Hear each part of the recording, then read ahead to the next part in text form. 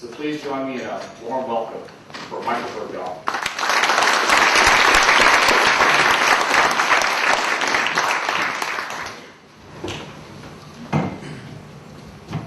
You know, I was very fortunate to have the opportunity to work with Sam Walton, the founder of Walmart.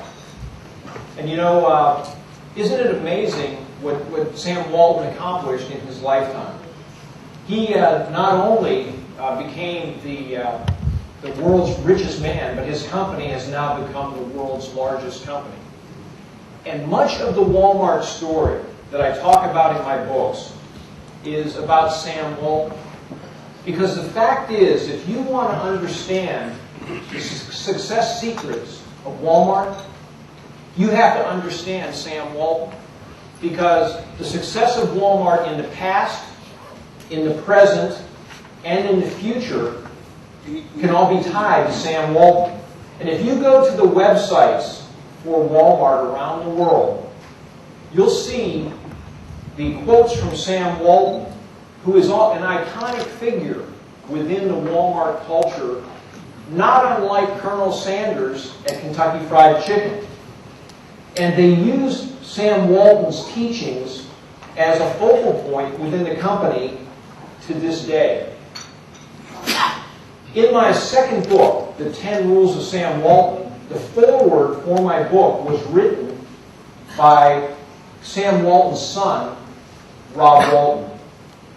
And as I start today, I want to share a story of Sam Walton's passion for the business. Because you see, Sam Walton looked at the business as the importance of the business. Everything that the company does, from buying product, sourcing product, the distribution of product, the merchandising of product, the display and sale of product in the stores, all comes down to one common denominator. And it's the same common denominator for your business. It's the customer. And he focused on that customer 24/7, 365. That was the complete focus of Sam Walton. If you want to understand what made him the world's richest man, it was his focus on the customer. And there's a story of Sam Walton, who you may not know, but Sam Walton was a pilot. And he flew aircraft when he was in the military. And Sam Walton had a propeller plane that he purchased used. And Sam Walton used to get in his plane, and he would fly from Bentonville, Arkansas, out to visit his stores every week of the year.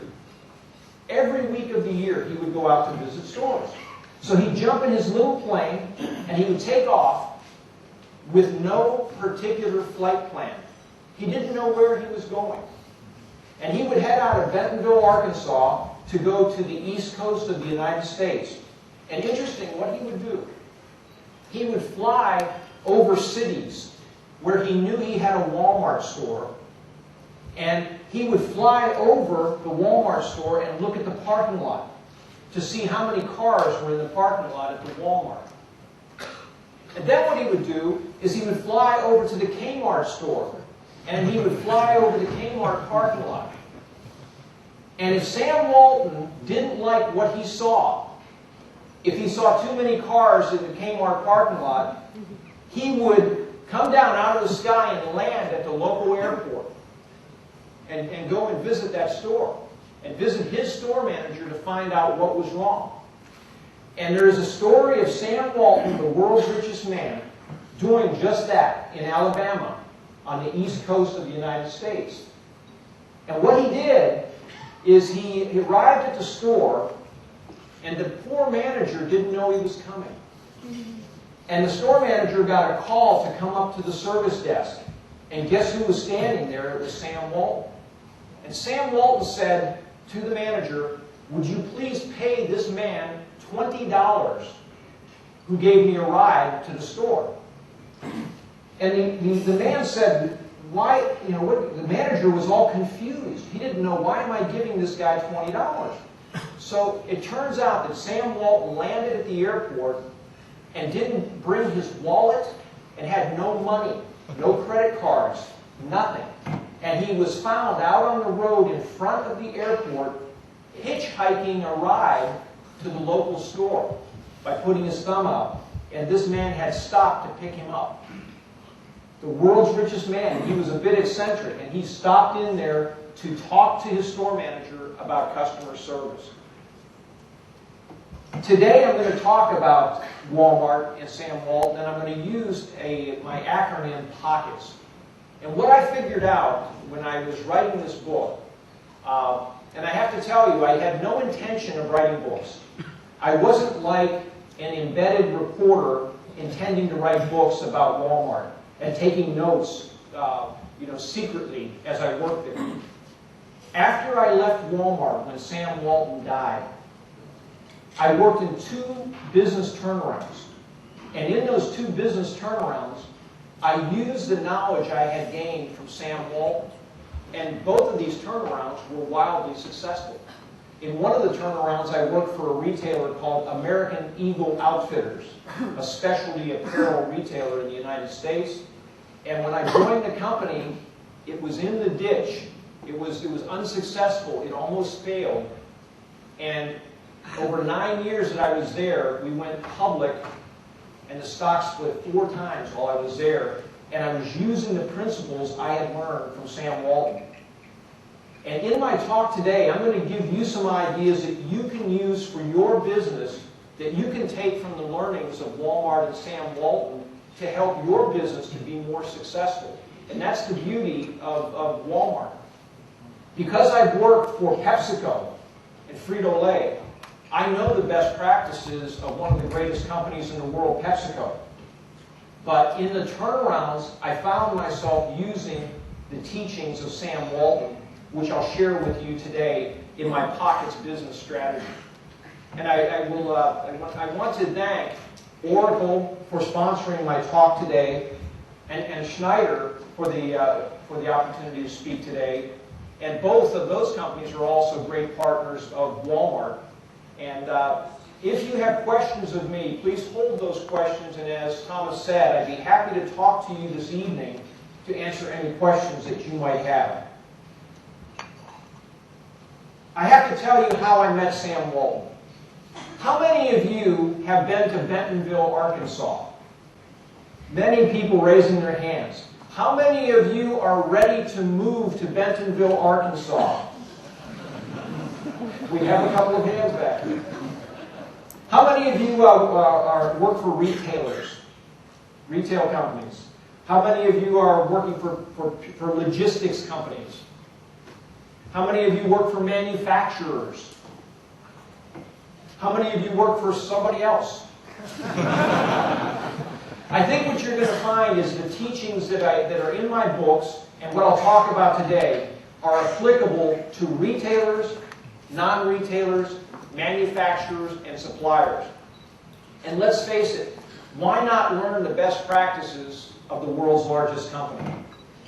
I went to Bentonville, Arkansas, and I have to tell you that it was quite an experience. And I went up to interview for a job in the home office as the director of people. And I really, to be honest with you, wasn't serious about going to work for Walmart because I lived in Dallas, Texas. Everyone know Dallas, Texas, a beautiful metropolitan city. And I went up to Arkansas, and Arkansas is in the Ozark Mountains. It's very, very rural. And I really wasn't sure that I wanted to move my family from the metropolitan area to the rural area. So I go up and I interview for a job, and I interviewed with the head of real estate. I interviewed with the chief merchandising officer. I interviewed with the head of human resources. And I interviewed with the chief operating officer of Walmart on a Saturday morning. Well, at the end of my interview with the chief operating officer, I noticed he was looking over my shoulder into the doorway.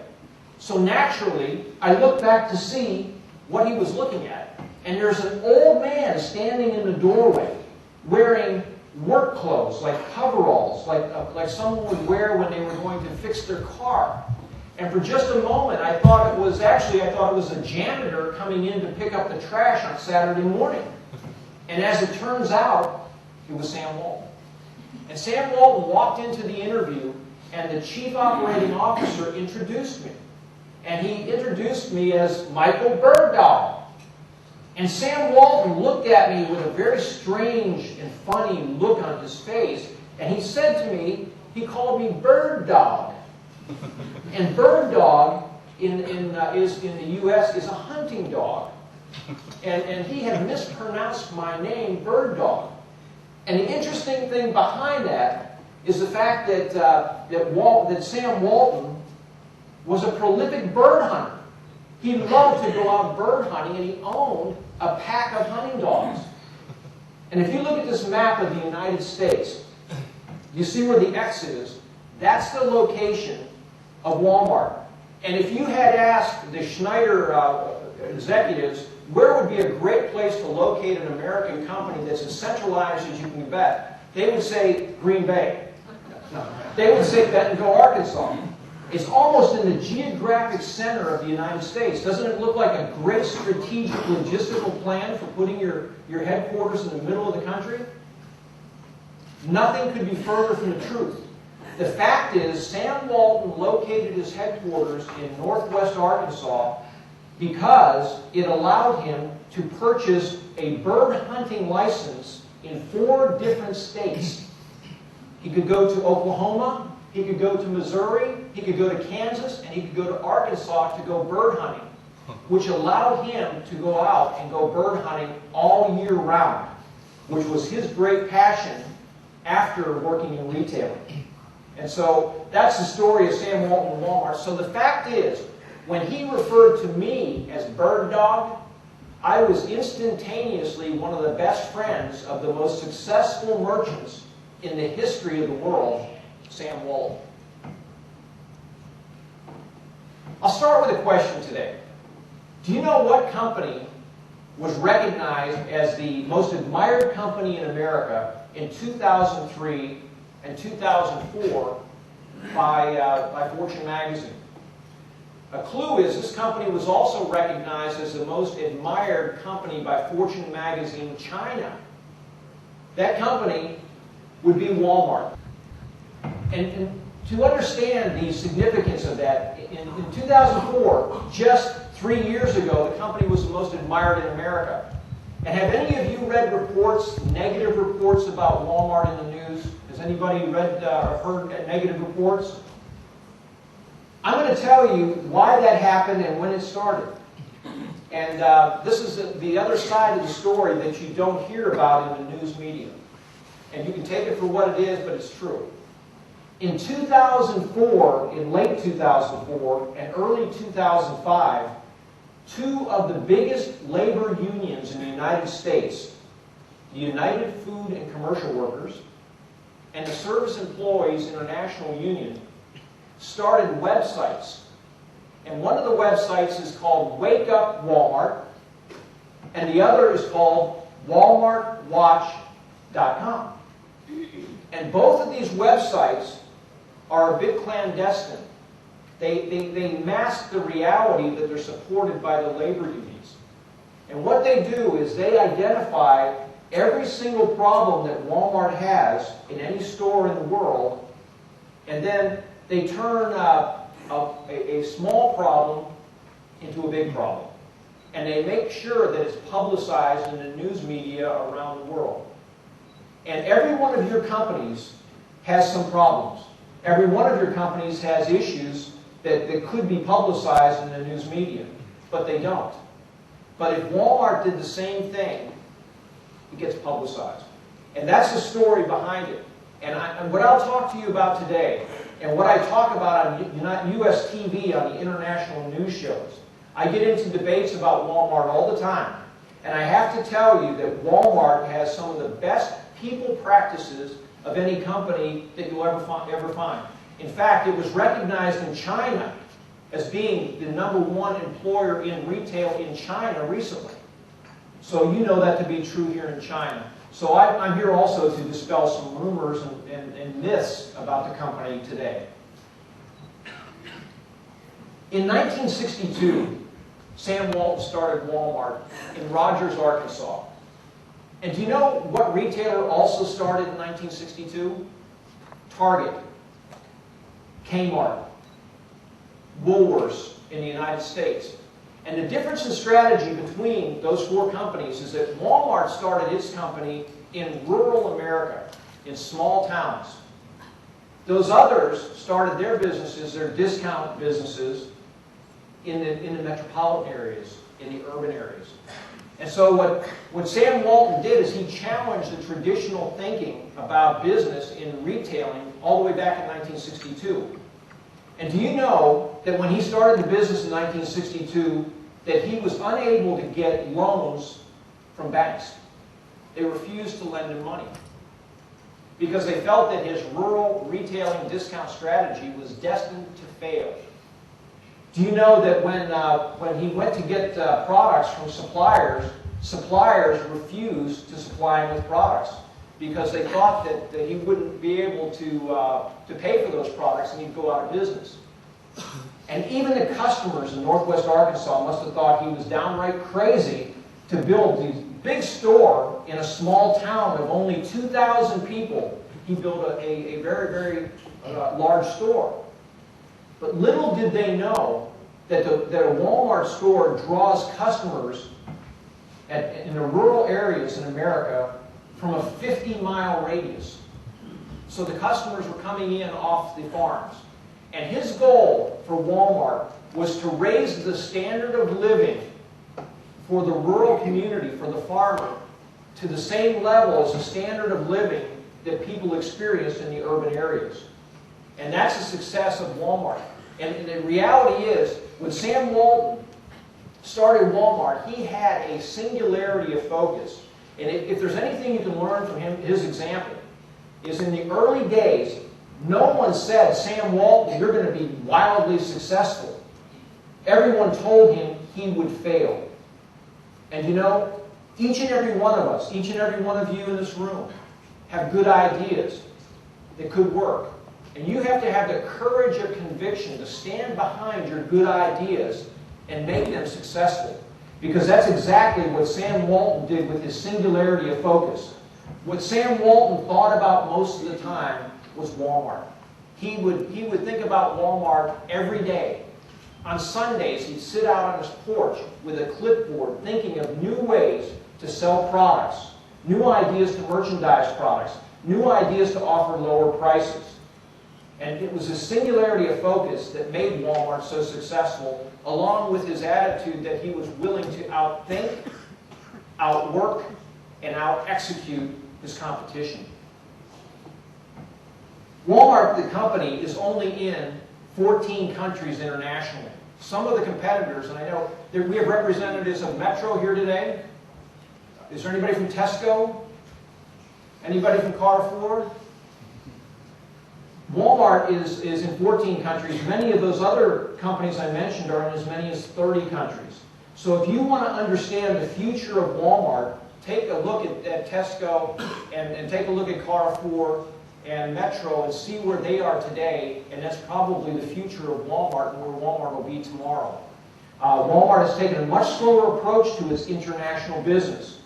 The goal for Walmart in terms of their global strategy is to dominate North America first, South America second, Asia third, and Europe fourth. And I was in Caracas, Venezuela a few months ago, and I was in Bogota, Colombia. And I asked an audience, not unlike this one, but it had 800 people in it. How many of you shop at Walmart? And 95% of the audience raised their hands. But did you know there are no Walmarts in Colombia, and there are no Walmarts in Venezuela? Do you know that all of the people that were in the audience shop at Walmart in Central America, Mexico, or in the United States?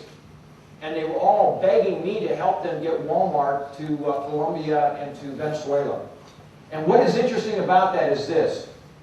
Walmart's executives, for the most part in Bentonville, have their roots in Europe. Their descendants are from Europe, for the most part. And you know that Walmart's, as a company, they understand the Latino customer much better than they understand the European customer. And they have done a tremendous job. Mexico is the second largest market for Walmart. And they're expanding rapidly in Central America and South America to their strategy. And there's a long story behind that, but Sam Walton catered to the Latino customer way back when no one else would. All of the illegal aliens that you hear about, guess where they would cash their payroll checks? They cash their payroll checks at Walmart. Then and now. Because in America, an illegal immigrant can't go to a bank and cash their check.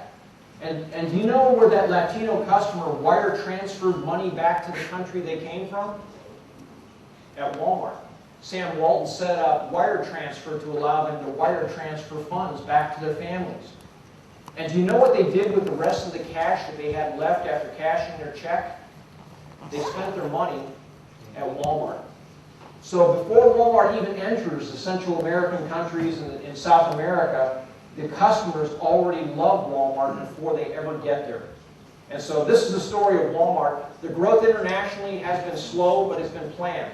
Only 20% of Walmart's current sales come from international businesses. Here's some facts about Walmart that are of interest. This year alone, Walmart will probably open somewhere in the neighborhood of 500 stores around the world. And they'll open at least one store a day through organic growth, through opening a new store on their own. They're also in the acquisition mode, and there's talk about them acquiring stores in Russia, acquiring stores in Australia, and you just heard about the movement they made into India. And so they're on the move internationally, but they're opening stores at a frenetic pace, contrary to what you might hear in the press. The company is the world's largest employer. They employ more people. They're the largest employer in North America, in Canada, in the United States, and in Mexico.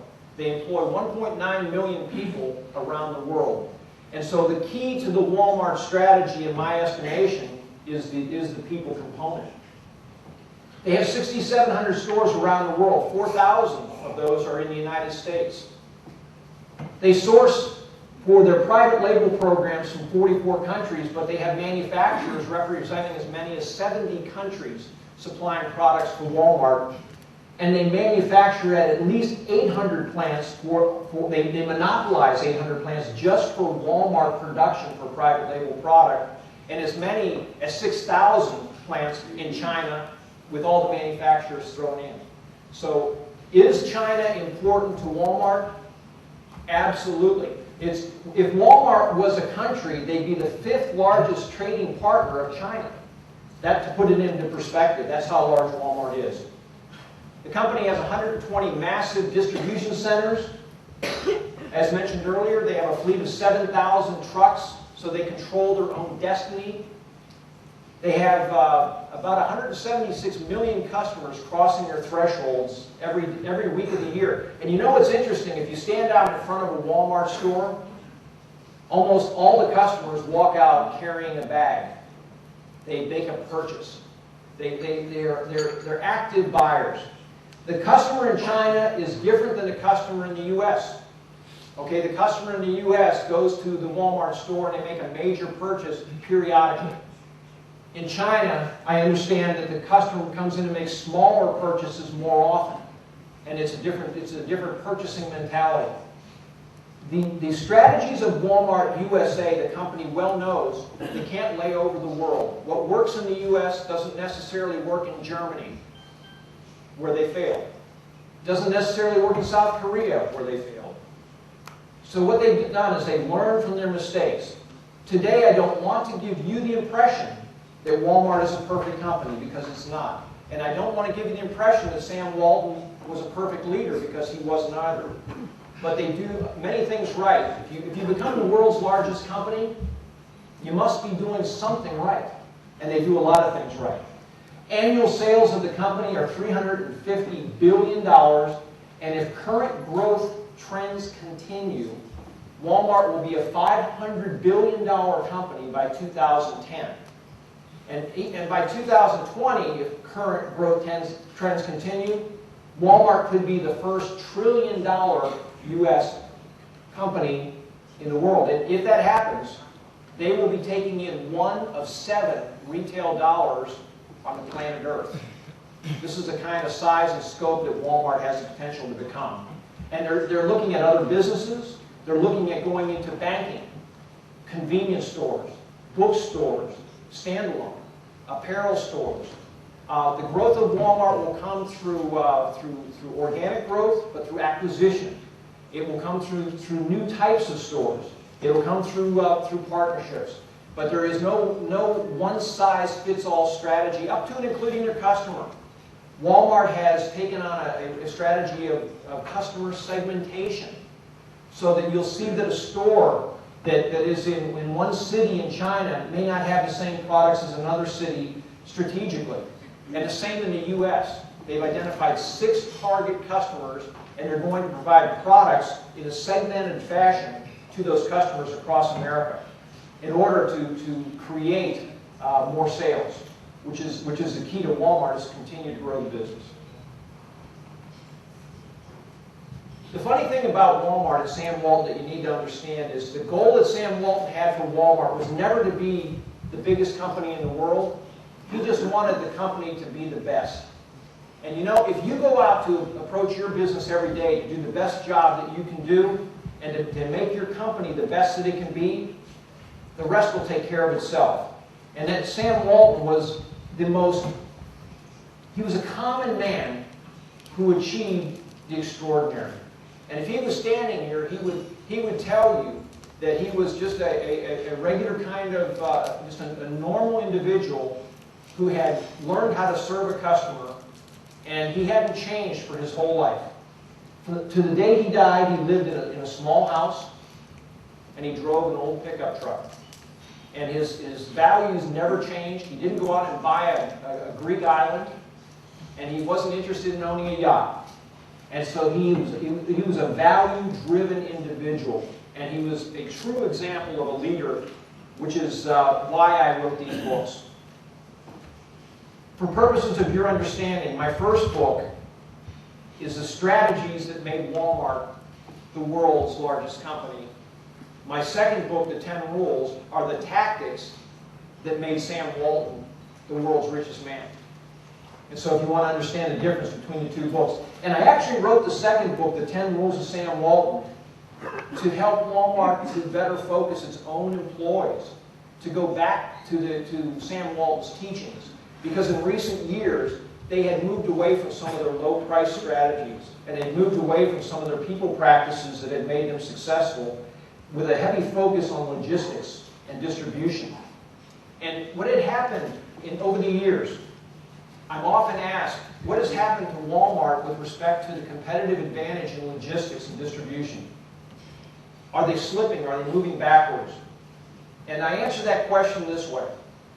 Walmart hasn't changed. They used to have a sustainable competitive advantage for logistics. It was their biggest competitive advantage. And what happened is Walmart didn't get worse. The competitors got better. And so what they did is they studied Walmart and learned their best practices. And that's the opportunity that you have here today, to study Walmart and learn their best practices, because what Walmart does can be replicated at other organizations. The problem you will find is it takes a tremendous amount of discipline in order to implement those strategies.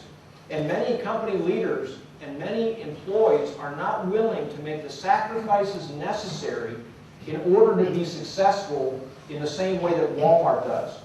Because Walmart is willing to work 6 days a week. The people there will work 6 days a week. They'll do whatever it takes in order to be successful. And whether you like that or not, you need to understand that that's what you're competing with in a Walmart world. So today I'm going to talk about the pocket strategy at Walmart. And when I put the pocket strategy together, the significance of the strategy is this. Regardless of the business you're in, whether you're working for Procter & Gamble and you have consumer products, or whether you're a logistics company or a manufacturer or you're a retailer, the reality is, in order for your brand to be successful, you've got to find a niche within which you're going to compete and you're going to be the best. And what I characterize a niche as being is a pocket. And I came up with this pocket strategy, and these are the 7 strategies of Walmart. And those 7 strategies are price, operations, culture, key item promotion, expenses, talent, and service. And I lump under operations all of the IT, distribution, and logistics type practices. And this is the design of my book, my first book. I wrote a chapter about each of these areas. And what I did is I wrote it in such a way, using an outside-in approach that good marketers use. And I thought, what can I possibly tell you that would help you to better compete in your business? And that's what I wrote about, is I explain Walmart's strategy in each of the areas, but then I also talk about what can you do in your business in order to compete effectively. So in the limited time that I have this morning, what I'm going to do is I'm going to talk about each of these areas, and I'm going to start with price. And I'll tell you the story behind Walmart's pricing strategy. And here's a question for you. The first question is, how did Walmart turn its everyday low price strategy into such a powerful, it's actually a sustainable competitive advantage? And the answer is that while others focused on how much they could charge for their products in retailing, because that's the old model in retailing, is the cost plus. You try to see how much what the market would bear. And what Sam Walton did is he tried to figure out how little he could charge for every item. And that's the Walmart strategy. And so what he did is he came up with a rural retail discounting strategy back in 1962. And this is the strategy. And what he did is he figured out that if he could buy a tube of toothpaste for 80 cents and sell it for $1 rather than $1.20 like all of his competitors were doing, he realized that he'd make half as much profit per unit, but he could sell 3 times as much. And when you do the math, that's the secret to Walmart's success. And that's the secret to being a manufacturer for Walmart. If you can also create inventory velocity and create sales volume, you can succeed at Walmart and make profit. The profit per item may be low, but you'll sell a large volume of products with Walmart. And this is the key to the discounting strategy of Walmart. This is also the reason why, if you are not in the discounting business, if you happen to be a retailer, you can't, if you're not a discounter, you can't afford to try to act like a discounter. When Walmart has moved into many markets, the other retailers have tried to match them on price. And the reality is they don't have the economies of scale and buying to be able to offer products at the kind of prices that Walmart can offer. And so you can't compete, and that's why it's important in your business. You don't have to compete in your business always on price. There's all sorts of services that you offer in your business that can differentiate your business in your market. And so price is very important. There's no doubt about that. But price is not always the only answer to being successful. In his business, he focused completely on low price, and I'll talk about how he does that. What is the key to the success of a supercenter? You know, a supercenter or a hypermarket is a store that sells groceries, and it also sells general merchandise. And in America, when Sam Walton opened up his first supercenters, it was a new concept in America. There were not hypermarkets. There were hypermarkets in Europe, but there weren't in the U.S. And over a very short period of time, opening supercenters, Sam Walton was successful in putting 26 regional grocers out of business in America. And this is painfully obvious to suppliers to Walmart, where they saw regional competitors going away, and more of the business was moving toward Walmart. And I think today Walmart has about 20% share of the grocery market in America, if you throw in Sam's Club. And so this was a strategy of Walmart, is the blending of general merchandise and the groceries. And by doing so, Walmart was able to take slimmer margins on groceries, and groceries are really a way to get customers in the store, because everybody's got to eat. and everybody has to come into the store. And the beauty of China is that the customer buys in small quantities, but they come back to the store often, and it gives them an opportunity to go and buy general merchandise also that's sold at a bit of a higher margin. But what's interesting is, if any of you have a finance background, how many of you would like to make $350 billion of sales and have a return of 3%? That's what Walmart does. That's the margins that Walmart operates on. It's very, very thin. But in terms of real dollars, 3% represents $12.1 billion of net income that Walmart generates on that low margin. And this puts a tremendous amount of pressure on suppliers to Walmart, on purveyors of services like logistics to Walmart, to do everything they possibly can to keep your prices in line. Because you know what logistics is all about? Logistics equals controlling expenses. And that's the Walmart game, is controlling expenses. And if those of you that partner with Walmart, everything that you can possibly do to control your expenses, you need to do, even though other companies for which you provide the same services don't require that. You need to. That's what Walmart does. They've made the whole supply chain better. Would you agree, those of you that work with Walmart, they make the supply chain more efficient. They make everybody in it better. They make manufacturers better. They make the logistics companies better at what they do, and they make the consumer packaged goods companies better at what they do.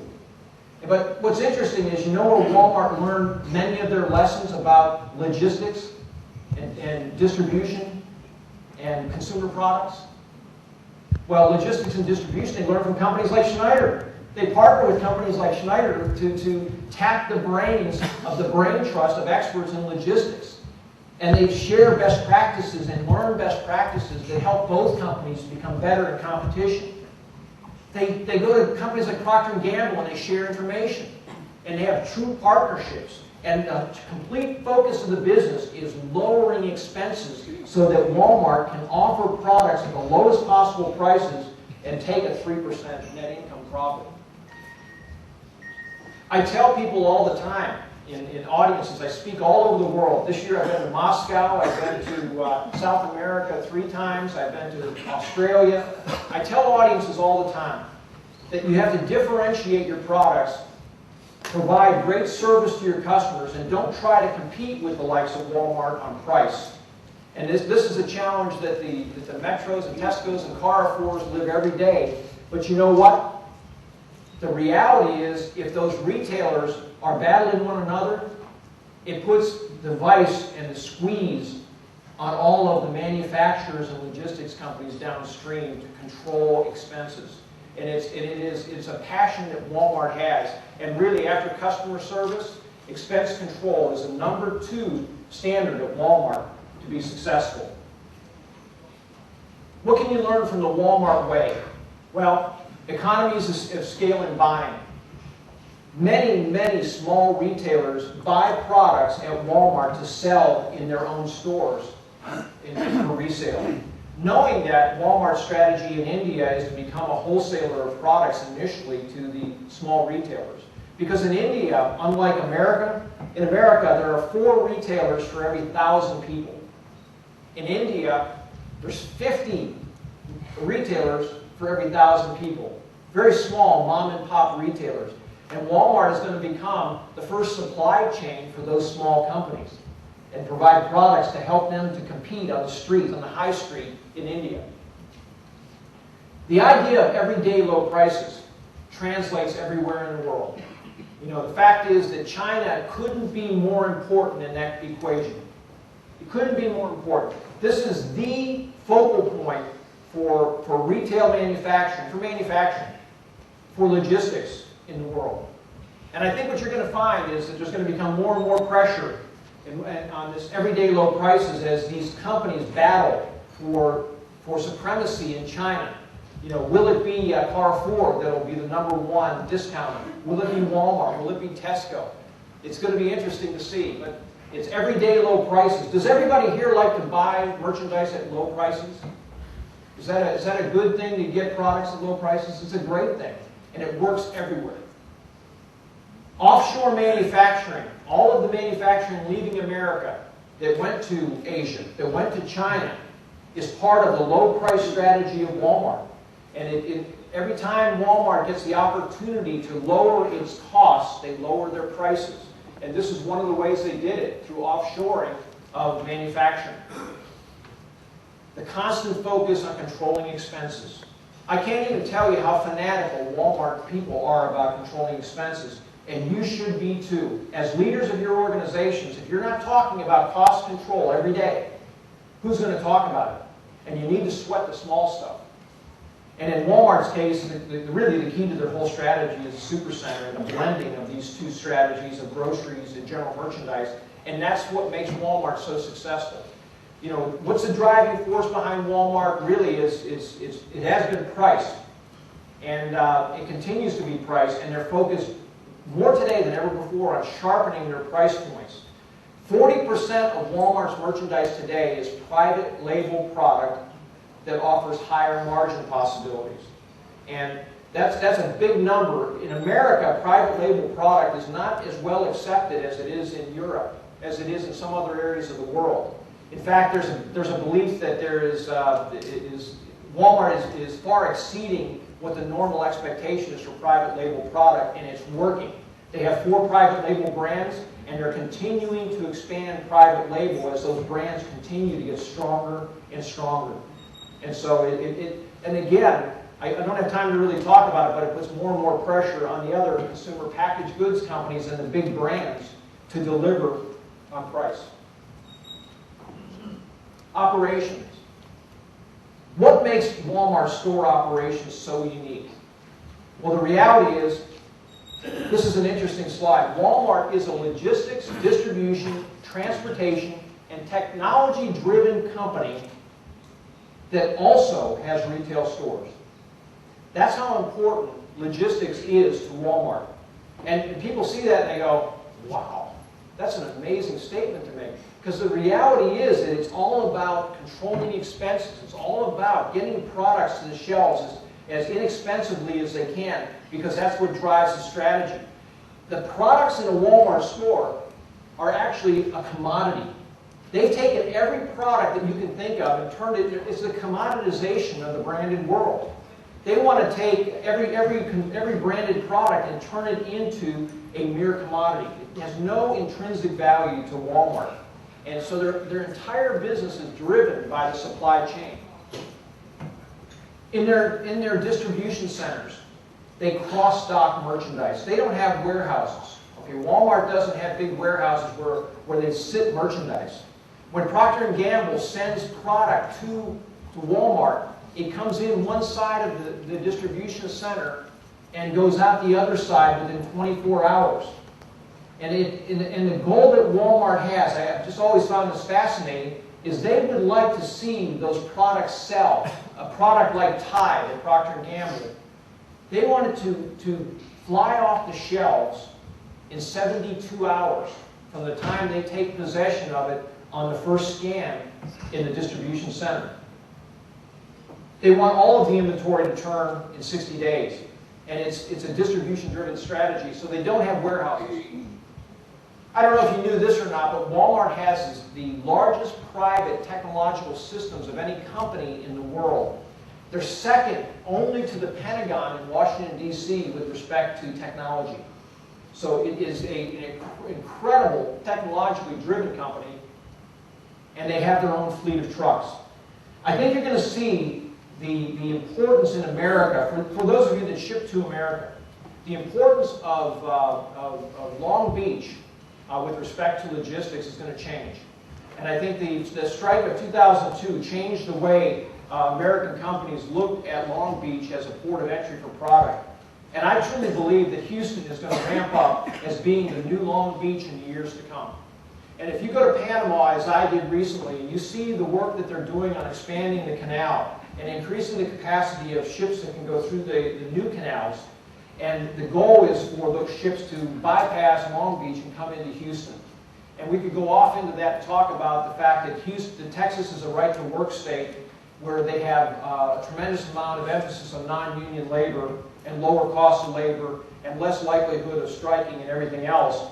And you see what's happening here, and there's a great opportunity for lower costs.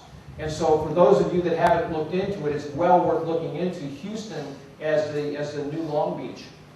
And it's a reality that I see coming, and a presence in Panama. There's an opportunity in Panama also. It's a tremendous paradigm shift that's going to occur in logistics in America that is not too far off. I believe that the canal will be up and running by around 2010 is what they say, but I got feelings that it's going to be a little later than that. It's something to think about. Do you remember Hurricane Katrina? Went into New Orleans, destroyed New Orleans. Do you know who the first company was that got to New Orleans to deliver products to the hurricane victims? It was Walmart. Walmart had trucks. This is a true story. They had trucks waiting on the borders of not knowing where the hurricane was coming in for a couple of days before the hurricane made landfall. And what they did is they used their technology center that tracks storms to follow the storm and the progress on where it was going to enter the U.S. And they already had trucks with ice and with bottled water and generators already waiting and parked on the border, waiting for the hurricane to pass. And so the reality is, as soon as the hurricane went through, the Walmart trucks started to roll in. And in the first 2.5 weeks after Katrina, 2,500 containers went into Louisiana from Walmart. And the federal government of the United States, well, they haven't gotten there yet, but they're working on it. They're going to get there soon.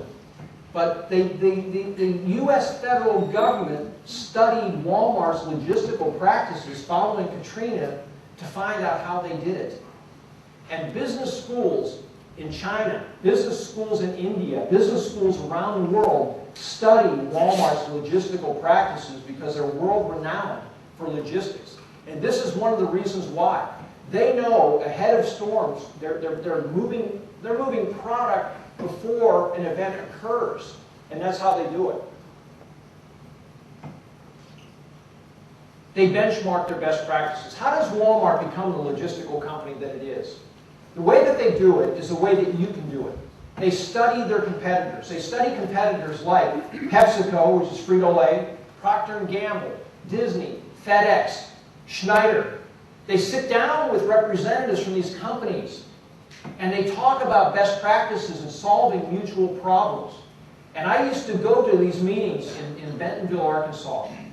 And I have to tell you that when I sat down with representatives of other companies, they wanted to know as much about Walmart's practices as we wanted to know about theirs. And I can assure you that any consumer packaged goods company that goes to Walmart is trying to learn as much as they can about Walmart as they're helping Walmart to be successful. And the point of this is they consider the people that work with Walmart to be partners. And in that partnership, there's a complete sharing and trust in sharing information, in sharing best practices, and sharing technologies. And it's something that I kind of compare to the Tour de France bicycle race. Do any of you follow bicycle racing?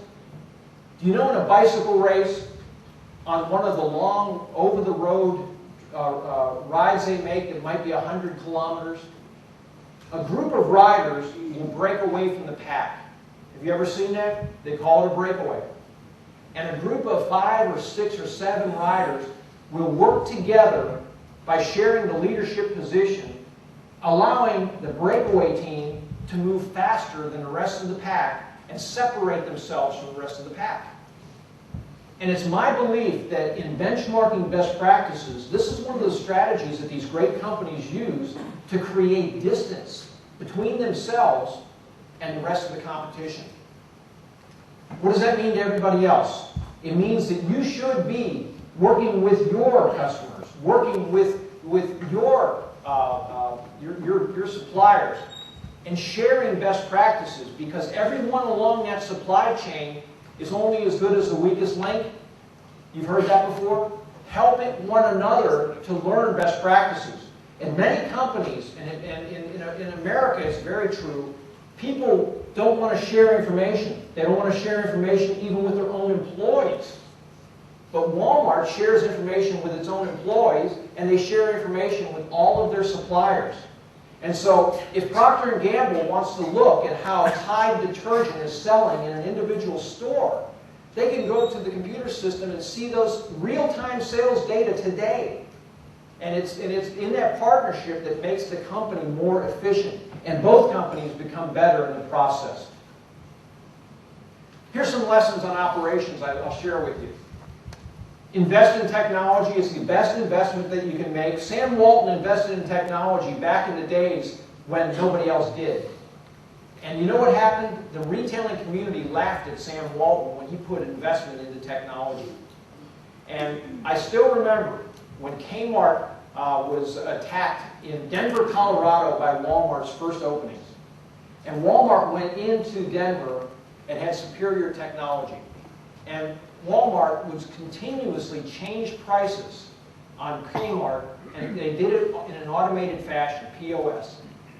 And Kmart had to manually sticker all their price changes. And Kmart was crushed in Denver as a direct result of Walmart's IT superiority. And it still fashions itself as an IT company today. And that's one of their great areas of expertise. They're also big believers in total quality management. Do you know years ago TQM used to be like really important, and then everybody moved on to the next better thing? Walmart embraced total quality, and they've maintained the total quality standards to this day. And even when you watch the employees of Walmart, the employees of Walmart are really focused on improving every area of the operation. They focus on continuous improvement. They embrace change. And total quality management is a way of life at Walmart to this day. And it's, I wouldn't have believed it if I hadn't seen it myself. But the company doesn't jump to the greatest new idea that consultants come up with. They stick to their practices, and total quality is still alive and well at Walmart. And of course, they share their best practices with their partners. And the way that they do that, Walmart has a trust with its partners that can't be violated. If somebody doesn't operate with integrity with Walmart, they're not going to do business with Walmart. There is a requirement of mutual trust and total integrity in dealings with Walmart. And the companies that work with Walmart year in and year out, you can bet, are dealing with Walmart with integrity. On to culture. How did Sam Walton turn the people at Walmart into the key ingredient to the company's success? Well, let me tell you. He believed, this is the belief of the leaders today, if you take care of your people will take care of your customer, and the business will take care of itself. Said another way, your employees' attitudes will affect your customers' attitudes, which will in turn affect your business performance. It's all about your employees. Nothing gets done in your business without your people making it happen. And that's what Sam Walton figured out long ago. As I go around the world, I get interviewed by reporters, and they constantly ask me, what is it that makes Walmart, Walmart? Why are we even talking about Walmart? Why are they such an important company? What makes them different from Home Depot or Tesco or Carrefour? And I tell them it's this man. Because the past success of Walmart, the present success, and the future success you can attribute to the teachings of Sam Walton. He believed in the respect for the individual. These are his 3 values. Serving your customer and striving for excellence. Those are the 3 values of Sam Walton. And he had golden rule values. Sam Walton believed in people. And he believed in people and gave people a chance to be successful that other companies would not give a chance to be successful in their organizations. And there's many, many examples in Walmart. And today, if you work with Walmart, and many of you do, they're some of the nicest people to work with. They're just good, down-to-earth people who suppress egos. The ego isn't out front when you deal with Walmart. They're good team players. And that's all because of Sam Walton. And it's as important today as it was way back when, because I tell you, they embrace Sam Walton's teachings, and they do it through his 10 rules. Right before he died, he was asked, what made you so successful? How did you become the world's richest man? How did your company become the world's largest company? And he was hounded for his whole life by people asking him, what did you do that was different? And he laid out 10 rules that made Sam Walton successful. And these are the 10 rules. They are everything from controlling your expenses, serving your customers, taking risks, your personal commitment as a leader, and 6 of the rules of Sam Walton are about how you treat people. And I'll illustrate one of these for you, and it's risk-taking. Many companies say they value risk-taking. Sam Walton really valued risk-taking, and Walmart values risk-taking to this day. And here's a quote from Sam Walton, that in the early days when he started Walmart, do you know that he said that 9 out of 10 times when he took a risk, he failed. 9 out of 10 times when he took a risk, he failed. But he said it was that 1 time out of 10 when he succeeded that made all the other failures worthwhile. And what Walmart does, and the way that Walmart shifts the paradigm of business, is that if everybody else in business is doing something in this direction, you can bet that Walmart is going to go in that direction. See, the thing is that if you want to find a sustainable competitive advantage in your industry, the place to find it isn't by following the well-worn path. Where you'll find sustainable competitive advantage is by taking risk and going in the other direction. But you will fail, and you'll make mistakes when you do that. But when you find that sustainable competitive advantage by doing that, by taking risks, you'll own that market for a period of time. And that's what Sam Walton did.